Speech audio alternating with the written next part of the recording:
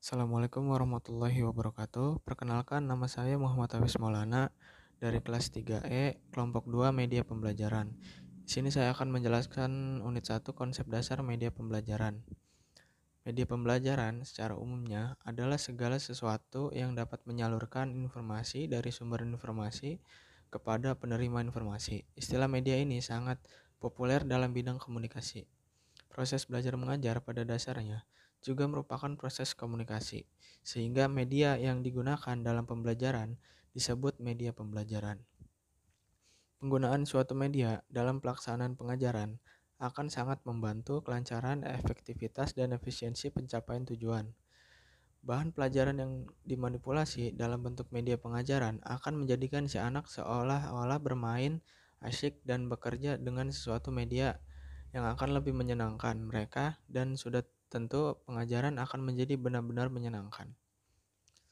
Media merupakan salah satu komponen yang tidak bisa diabaikan dalam pengembangan sistem pengajaran yang sukses. Kemudian ada fungsi dan manfaat penggunaan media pembelajaran. Yang pertama, menangkap suatu objek atau peristiwa-peristiwa tertentu. Kemudian yang kedua, memanipulasi keadaan, peristiwa, atau objek-objek tertentu. Ketiga, menambah gairah dan motivasi belajar siswa. Penggunaan media dapat menambah motivasi siswa sehingga perhatian siswa terhadap materi pembelajaran dapat lebih meningkat.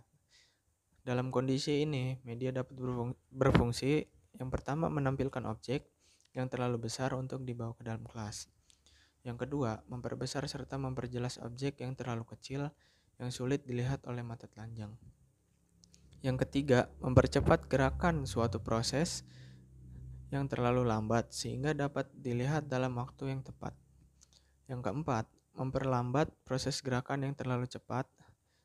Yang kelima, menyederhanakan suatu objek yang terlalu kompleks. Dan terakhir yang keenam, memperjelas bunyi-bunyian yang sangat lemah sehingga dapat ditangkap oleh telinga. Kemudian ada macam-macam media pembelajaran. Yang pertama, media auditif, yaitu media yang hanya dapat didengar saja atau media yang hanya memiliki unsur suara, seperti contoh radio dan rekaman suara. Kemudian ada media visual, yaitu media yang hanya dapat dilihat saja, tidak mengandung suara, seperti contoh gambar. Kemudian media audiovisual, yaitu jenis media yang selain mengandung suara juga mengandung unsur gambar yang bisa dilihat, misalnya rekaman video, film, slide suara, dan lain sebagainya. Kemudian ada prinsip-prinsip penggunaan media. Prinsip pokok yang harus diperhatikan dalam penggunaan media pada setiap kegiatan belajar mengajar adalah bahwa dalam upaya memahami materi pelajaran. Agar media pembelajaran benar-benar digunakan untuk membelajarkan siswa, maka ada sejumlah prinsip yang harus diperhatikan.